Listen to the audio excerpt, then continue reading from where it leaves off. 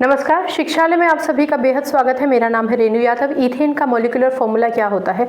एक नंबर का क्वेश्चन है, बहुत ही सिंपल इसका आंसर है, लेकिन बच्चे अक्सर कंफ्यूज हो जाते हैं। तो जिन बच्चों को बेस कॉन्सेप्ट आता है उनको तो पता है कि ईथेन का मॉलिक्यूलर फॉर्मूला C2H6 होता है। जिनका बेस कॉन्सेप्ट क्लियर नहीं है वो ध्यान से सुनिए। जब कभी भी आप किसी भी कंपाउंड में ANE लिखा देखेंगे हाइड्रोकार्बन के, तो आप समझ जाइए कि ये एल्केन को बिलोंग करते हैं। ठीक है ना, एल्केन जिसका फॉर्मूला CnH2n+2 होता है। हमेशा याद रखिए, सबसे नंबर 1 का होमोलोगस सीरीज में मेंबर होता है मेथ। अब क्योंकि ये अगर हम एल्केन की बात कर रहे हैं तो मीथेन, इसका मतलब ईथेन नंबर 2 का मेंबर है। इसका मतलब यहाँ पर n की जो वैल्यू है, जहाँ जहाँ n है वहाँ 2 लिख दीजिए। इसका मतलब C2H2 × 2 + 2, कहने का मतलब C2H2 और 2 4 2 to the 4 और 2 C2H6। तो अगर आपसे ये पूछा जाए कि मीथेन का फॉर्मूला मॉलिक्यूलर फॉर्मूला क्या होता है, तो आप स्पष्टता के साथ कह सकते हैं कि C2H6 मीथेन का मॉलिक्यूलर फॉर्मूला होता है। मॉलिक्यूलर फॉर्मूला का मतलब होता है कि कितने एटम्स मिलकर एक कंपाउंड बना रहे हैं। तो आप बहुत क्लियरली देख सकते हैं कि ईथेन में आपके पास 2 कार्बन हैं और आपके पास 6 हाइड्रोजन हैं। ये सारे के सारे जब मिल जाते हैं तो ये एक C2H6 कंपाउंड बना लेते हैं।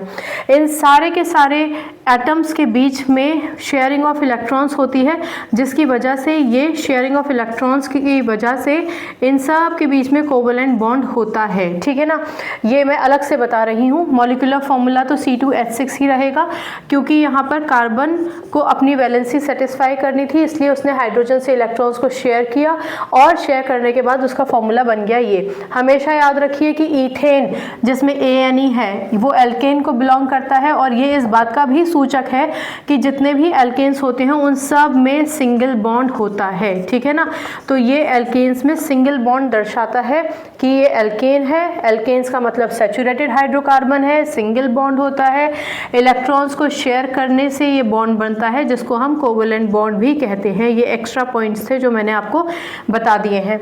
अगर आपको बिल्कुल भी कॉन्सेप्ट ध्यान नहीं है तो मैं याद दिलाना चाहूंगी, कार्बन जिसका एटॉमिक नंबर 6, कॉन्फ़िगरेशन 2n4 है, उस कार्बन के आउटर मोस्ट शेल में 4 इलेक्ट्रॉन्स रहते हैं।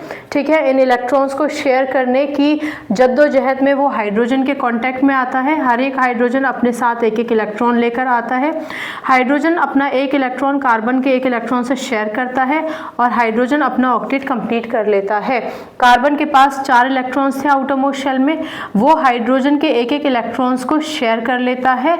और इस शेयरिंग ऑफ इलेक्ट्रॉन्स की वजह से, क्योंकि कार्बन इस हाइड्रोजन से 2 इलेक्ट्रॉन्स ये आपस में शेयर कर रहे हैं, ये दोनों कार्बन हाइड्रोजन 2 इलेक्ट्रॉन शेयर कर रहे हैं, 2 इलेक्ट्रॉन शेयर कर रहे हैं, 2 इलेक्ट्रॉन शेयर कर रहे हैं, इसलिए इन सब के बीच में सिंगल कोवलेंट बॉन्ड आ जाता है। सिंगल कोवलेंट बॉन्ड या सिंगल बॉन्ड बोल दीजिए, एक ही बात है। ठीक है ना, जब शेयरिंग होती है तो कोवलेंट बॉन्ड बनता है। ये बेस कॉन्सेप्ट था।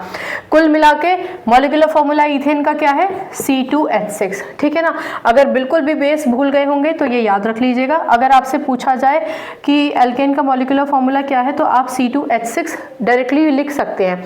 अगर आप कंफ्यूज हो जाए तो एन देखकर एन याद रखिएगा, और एन में हमेशा याद रखिएगा ये फॉर्मूला एथ नंबर 2 पर आता है, इसलिए एन जहाँ जहाँ दिख रहा है वहाँ वहाँ 2 लगाकर फॉर्मूला ड्राइव कर सकते हैं। छोटा सा लेक्चर था, 1 नंबर का क्वेश्चन है, पूछा जा सकता है, पूछा जाता भी रहा है। अगर कोई कन्फ्यूजन है तो पूछ लीजिएगा, और केमिस्ट्री से अपनी केमिस्ट्री अच्छी बनाइए, शिक्षालय आइए। अगली बार मिलने तक अपना ख्याल रखिए, खुश रहिए, सकारात्मक रहिए, और आपकी जय हो, ऐसा काम आप ज़रूर कीजिए। नमस्कार।